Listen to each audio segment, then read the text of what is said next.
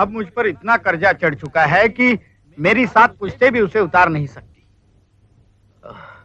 समझ में नहीं आता कि इस मुसीबत से कैसे छुटकारा पाया जाए। लेकिन अब तो...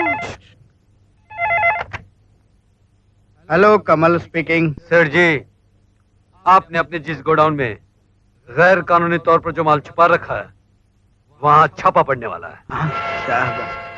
हो सके तो अपने तमाम माल को जल्दी ही किसी ठिकाने पर लगा दीजिए। नहीं, लेकिन आप कौन बोल रहे हैं? आपका शुभ चिंतक। Hello hello.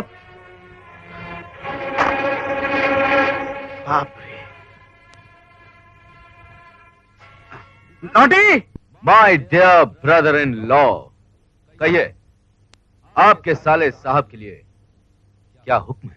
नॉटी, तुम फौरन रेलरोड चले जाओ और उस गोदाम को आग लगा दो जिसमें हमारा 2 नंबर का माल और उसके कागजात रखे हुए हैं। What? My dear brother in law, मुझे लगता है कि आपका दिमाग ठिकाने पर नहीं। बेवकूफ, उस गोडाउन का हमने 5 करोड़ का इंश्योरेंस करवाया हुआ है और अभी अभी फोन आया था कि वहां छापा पड़ने वाला है। अगर छापे में हमारे कागजात और माल पकड़े गए ना तो हमें जेल की हवा खानी पड़ेगी, समझे? ओह, आई सी। मान गए आपको my dear brother in law, मान गए। शुक्र है।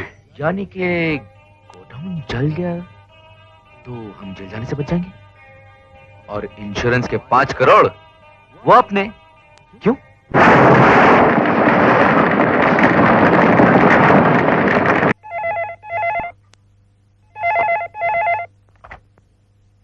हेलो, मैं कमल राय बोल रहा हूँ। मिस्टर कमल राय, मैं इंश्योरेंस कंपनी का ब्रांच मैनेजर बोल रहा हूँ। हाँ। आपने गोडाउन के बारे में जो क्लेम फाइल किया था वो पास हो गया है। हाँ, आप बेशक आकर पैसे ले जा सकते हैं। थैंक यू मैनेजर साहब, थैंक यू। मैनेजर साहब, हाँ? मेरा क्लेम मंजूर करके आपकी कंपनी ने मुझे दिवालिया होने से बचा लिया।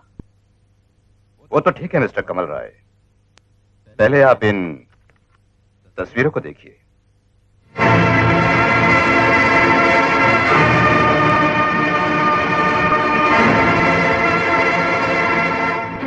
इन तस्वीरों को देखकर यह साफ जाहिर होता है कि आपने अपने ब्रदर इन लॉ के साथ मिलकर गोडाउन को आग लगवाई है और हमारी कंपनी के साथ फ्रॉड किया है। ये झूठ है। ऐसी तस्वीरें तो कोई भी बना सकता है। मेरा इन तस्वीरों से कोई वास्ता नहीं है।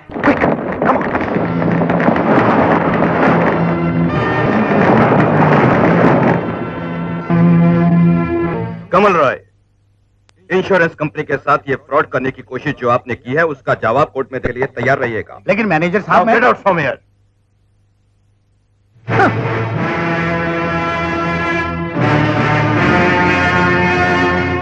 तुमने अपने तौर पर बहुत बड़ा काम किया है, लेकिन तुम मेरे सामने बहुत छोटे हो, एक मामूली चींटी के बराबर, जिसे मसलना बहुत ही आसान है। ये मत भूलिए मिस्टर कमल राय, देखने में एक मामूली सी चींटी बहुत छोटी होती है, लेकिन एक बहुत बड़े हाथी की मौत का सबब बन जाती है। जाइए जाइए, आपके कर्जदार आपका इंतजार कर रहे होंगे। जाइए। मामूली सा मैकेनिक। आखिर आप हमें कब रुपया लौटाएंगे? इंतजार की भी कोई हद होती है। कोई मुफ्त में माल नहीं देता है। आप लोगों की खातर हमें अपना धंधा चौपट नहीं करना है। देखिए, आप इत्मीनान रखिए, मेरे जीजा जी ने आपको कह दिया है कि आपको आपका रुपया मिल जाएगा। आप क्यों घबरा रहे हैं? अब हम ज्यादा इंतजार नहीं कर सकते। अपने जीजा जी से कहिए, चोरी करे, डाका डाले, कुछ भी करे, हमें अपना पैसा चाहिए। ये क्या बकवास कर रहे हैं आप लोग? जुबान संभालिए अपनी। मेरे डैडी इतने गए गुजरे नहीं है कि आप लोगों के पैसे ना लौटा सके। अरे बिजनेस के दुनिया में उनका नाम है, रेपुटेशन है, हैसियत है। मेरे डैडी उन 2 कौड़ी के बिजनेसमैनों की तरह नहीं है जो फ्रॉड करके दूसरों के पैसे हजम कर जाते हैं, समझे? अरे हमारी मिलों से करोड़ों रुपया कमाया है आप लोगों ने, और आज थोड़ा नुकसान क्या हो गया तो हम पर से भरोसा उठ गया आप लोगों का। हा? आप लोगों को अपना पैसा मिल जाएगा।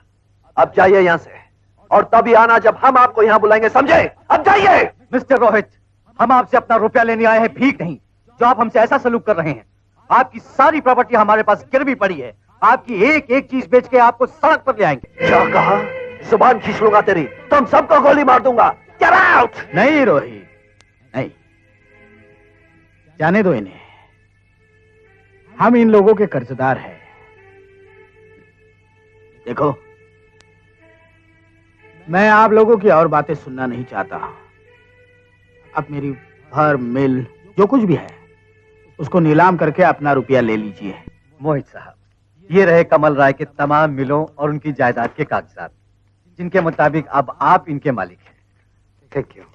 लेकिन हमें अफसोस है कि उनका एक बंगला और एक मिल के कागजात हम हासिल नहीं कर सके। वो आप फिक्र मत करिए, वो मैं हासिल कर लूंगा।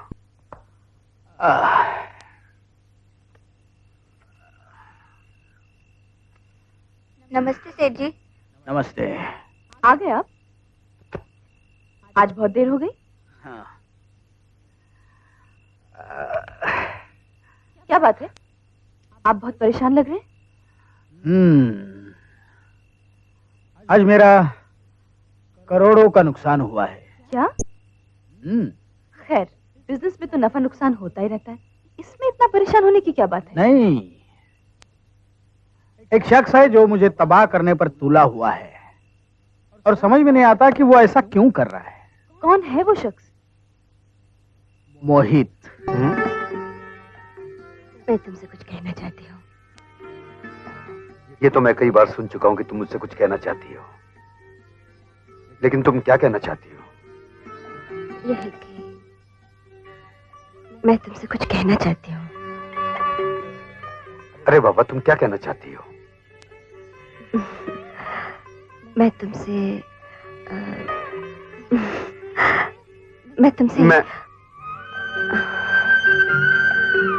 मैं समझ गया तुम क्या कहना चाहती हो।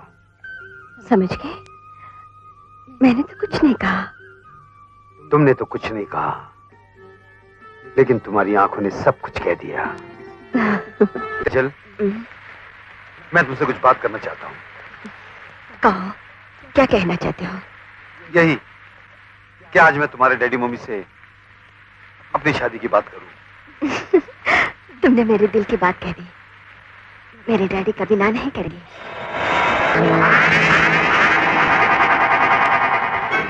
तुम्हारे डैडी ना नहीं करेंगे, लेकिन तुम्हारा भाई, वो हमारे बीच दीवार जरूर बनेगा। ये तुम क्या कह रहे हो? एक भाई अपनी बहन की खुशियों के बीच कभी दीवार नहीं बन सकता। लेकिन जो नीच हो, खुदगर्ज हो, जिसने अपना रिश्ता दौलत से जोड़ लिया हो, वो किसी का भाई नहीं हो सकता। सिर्फ ये सोचकर कि कहीं मैं तुम्हारे डैडी की दौलत में हिस्सेदार ना बन जाऊं, वो हरगिज हमारी शादी नहीं होने देगा।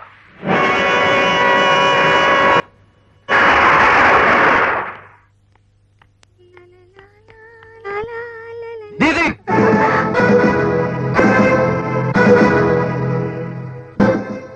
दीदी, जिस आदमी ने हमारे पिताजी को हर तरह से बर्बाद कर दिया, उन्हें कहीं भी मुंह दिखाने के काबिल नहीं छोड़ा, करोड़ों का कर्जदार बना दिया, जो हमारे खानदान के जड़ों को खोदने पर तुला हुआ है, क्या तुम समझती हो वो तुमसे सच्चा प्यार करेगा? तुम कहना क्या चाहते हो? यही कि मोहित तुमसे प्यार का नाटक कर रहा है। हमारी हर चीज तबाह करने के बाद अब उसकी नजर हमारे खानदान की बची हुई इज्जत पर है, जिसे वो तुम्हारे भोलेपन का फायदा उठाकर भरे बाजार में नीलाम करना चाहता है। मोहित क्या है मैं अच्छी तरह जानती हूँ, ये मुझे बताने की जरूरत नहीं। आइंदा ख्याल है। दीदी, मोहित मेरा पुराना दोस्त था। उससे ज्यादा खुदगर्ज, मतलबी और धोखेबाज इंसान मैंने आज तक नहीं देखा। तुम उसे प्यार की नजरों से देखती हो, इसलिए तुम्हें उसमें प्यार के सिवाय और कुछ नजर नहीं आता। और तुम्हारे दिल में उसके लिए जलन है, नफरत है, इसलिए तुम्हें उसमें बुराई के सिवा और कुछ नजर नहीं आता। डर तो ये है कि वो मुझसे शादी करके हमारे बाप के दौलत का हिस्सेदार बन जाएगा। अरे नीच तो तुम हो जो दौलत के लिए अपने बहन के ऊपर आग लगाना चाहते हो।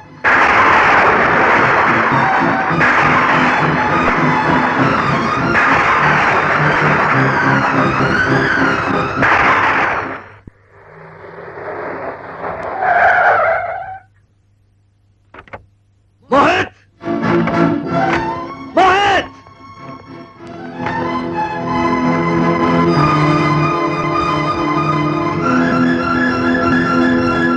आइए आइए मेरे होने वाले साले साहब, क्या शादी से पहले ही अपनी बहन को विधवा बनाना चाहते हैं? रामजादे, मेरी भोली भाली बहन को और गुमराह करने के लिए अब तू जिंदा नहीं रहेगा।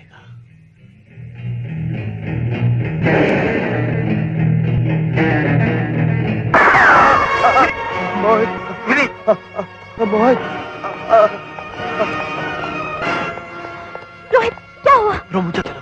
कमीने, आज मैं तुझे नहीं छोड़ूंगा। छोड़ दो। कौन है? हाँ? नहीं।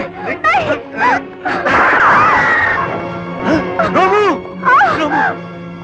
रोमू रोहित तुझे कुछ नहीं होगा रोमू नहीं रोमू नहीं रोमू मोहन विनी मोहन विनी मोहन मोहन मेरे दोस्त ब्रेक ब्रेक लग गए नहीं विनी रोहित ए रोहित क्या हुआ अरे क्या हुआ डैड डैड मेरी रोमू डैड मेरे हाथों विनी का खून हो गया और मोहित ने मेरी रोमू को मार डाला डैड मेरी रोमू मर गई मेरी रोमू मर गई अरे मर गई तो मार गोली नौकरानी तो थी जिंदगी सला रही तो ऐसी सैकड़ों लड़कियां मिल जाएगी पुलिस आने से पहले निकल चल यहाँ से नहीं चल डैड जल्दी मेरी रोमू चल डैड, जल्दी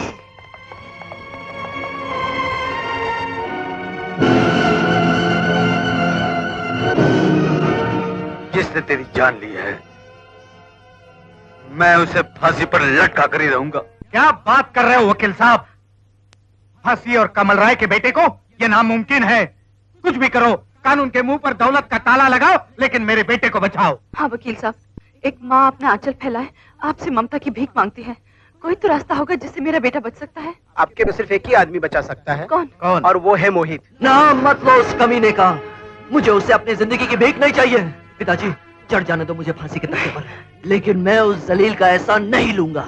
बेटे वक्त आने पर अक्लमंद आदमी गधे को भी अपना बाप बना लेता है समझे पहले तुम फांसी के फंदे से बच जाओ दुश्मनी तो चलती ही रहेगी। हाँ वकील साहब बताइए कि मोहित के जरिए हम अपने बेटे को कैसे बचा सकते हैं।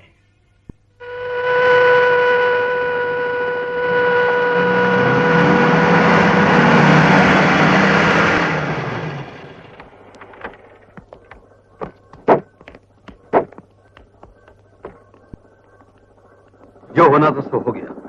दरअसल अपने आप को बचाना बहुत जरूरी हो गया था। सबसे पहले अरे मोहित बेटे कैसे हो भाई आजकल तो तुमने मिलना जुलना ही बंद कर दिया हाँ? इंस्पेक्टर साहब काफी दिनों के बाद हम दोनों एक दूसरे से मिल रहे हैं इसलिए ये कानूनी कार्रवाई रहने दो और हम दोनों को कुछ घंटों के लिए अकेला छोड़ दो। सॉरी इंस्पेक्टर साहब बाद में मिलेंगे। ठीक है मैं बाद में आता हूँ। ओके। देखो बेटे ये बड़ी दुख भरी बात है कि तुम्हारे हाथों मेरे बेटे की जान से भी ज्यादा प्यारी पत्नी का कत्ल हुआ है लेकिन चिंता की कोई बात नहीं ये मत सोचना कि मैं तुम पर केस करके तुम्हें जेल भिजवा दूंगा क्योंकि मैं अच्छी तरह जानता हूं कि तुम कोई क्रिमिनल किलर तो हो नहीं ना ही मेरी बहू के जानी दुश्मन हो। गिरगिट की तरह रंग मत बदलो साफ साफ बताओ तुम कहना क्या चाहते हो। साफ साफ यही कहने आया हूं कि मेरे रोहित को बचा लो बरसों की जुदाई के बाद वो मुझे मिला है अगर उसे देखो देखो रोहित की माँ की तरफ देखो क्या हालत बना रखी है इसने अपने बेटे के लिए बोलो कुछ बोलो। बेटे मैं तुम्हारे आगे हाथ जोड़ती हूँ मेरी ममता पर तरस खाओ। अरे मेरे आगे हाथ मत जोड़ो हाथ जोड़ने हैं तो भगवान के आगे जोड़ो उससे ये प्रार्थना करो कि वो आपके बेटे को बचा ले। बेटे तुम समझते क्यों नहीं अगर तुमने रोहित के खिलाफ कोर्ट में बयान दे दिया तो क्या भगवान वहां पधारेंगे रोहित को बचाने के लिए। बेटे तुम एक नेक इंसान हो हमारे लिए तो भगवान तुम ही हो और रोहित ने विनी को मारा का विनी चीज ही क्या थी है कि नहीं। और तुम भूल गए हमारी बेटी तुम्हें कितना चाहती है और हम दोनों ने तो फैसला कर लिया है कि तुम्हारी शादी करेंगे। अब इस बात को और मत उलझाओ प्लीज तुम तो हमारे होने वाले दामाद। अरे वाह वाह वाह जब कुछ नहीं बन पड़ा तो बेटी का सहारा भी ले लिया। मैं कसम खाता हूँ कि हमारी बेटी की शादी होगी तो सिर्फ तुमसे ही होगी। तुम्हारे जैसा शरीफ इज्जतदार और नेक इंसान कहाँ मिल पाएगा हमें। नहीं नहीं नहीं नहीं नहीं नहीं मैं शरीफ नहीं हूँ मैं तो खूनी हूँ मैं तो खुद अपने आप को कानून के हवाले करना चाहता हूँ। मैं अदालत में चीख चीख कर कहूंगा कि मैं खूनी हूँ मैंने आपकी बहू का खून किया साथ में ये भी कहूंगा कि रोहित ने विनी का खून किया। नहीं बेटे नहीं अगर तुम्हें सजा हो गई तो मेरी बेटी का क्या होगा। तुम और रोहित तो मेरी जायदाद के वारिस हो अगर तुम ही नहीं रहे तो जो दौलत मैंने कमाई है उसका क्या होगा। मुझे तुम पर एतबार नहीं कि रोहित के बच जाने के बाद तुम मेरे साथ ऐसे ही सलूक करोगे क्योंकि मैं तुम्हें अच्छी तरह जानता हूं कि तुम क्या हो।